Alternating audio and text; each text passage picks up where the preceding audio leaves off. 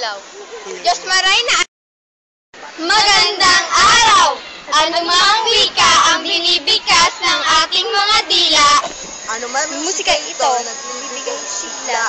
at matamis na ngiti sa ating mga labi. Tayo mga Pilipino ay may iba't ibang wika. Bagamat nasa isang bansa, saan man tayo magpunta, ang wikang kinagisnan, hindi malilimutan. Ayon sa kulay ko, Pilipino ako, ano man mangyari, di na magbabago. Wikang Pilipino, mahalin mo ito, dito nagsimula ang pagkakaisa.